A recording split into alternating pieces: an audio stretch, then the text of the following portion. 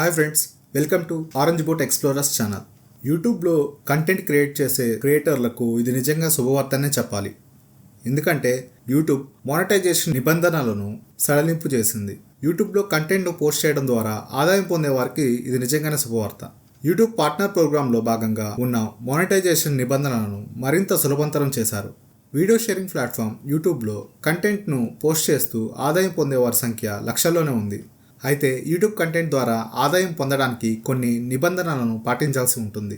ఆ YouTube partner ప్రోగ్రాంలోని నిబంధనల్లో కొన్నిటిని తాజాగా యూట్యూబ్ సడలించింది. దాంతో ఎక్కువ మంది యూట్యూబర్లు ఇప్పుడు తమ కంటెంట్ ద్వారా ఆదాయం పొందవచ్చు. ఇప్పుడు యూట్యూబ్ పార్ట్నర్ ప్రోగ్రాం ద్వారా మానిటైజేషన్ పొందడానికి 500 మంది సబ్స్క్రైబర్స్ ఉంటే సరిపోతుంది.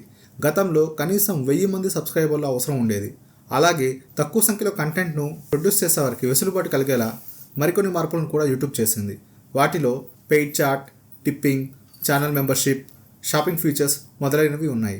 యూట్యూబ్ పార్ట్నర్ ప్రోగ్రాంలో భాగంగా అవసరమైన మరికొన్ని నిబంధనల్లో యూట్యూబర్లు క్రియేట్ చేసిన కంటెంట్ను వీక్షకులు ఎన్ని గంటలు చూశారనేది కూడా ముఖ్యమైనదే.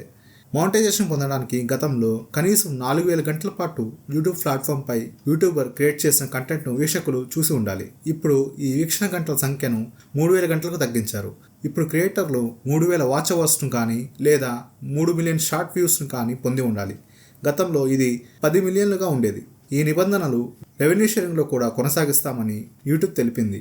యూట్యూబ్ పార్ట్నర్ ప్రోగ్రాంకు సంబంధించిన నిబంధనల సడలింపు ఇంకా భారత్లో అమల్లోకి రాలేదు. అమెరికా, బ్రిటన్, కెనడా, తైవాన్, దక్షిణ కొరియా దేశాల్లో ముందుగా అమల్లోకి తీసుకొచ్చారు. తర్వాత ఇతర దేశాల్లో కూడా అమలు చేస్తారు.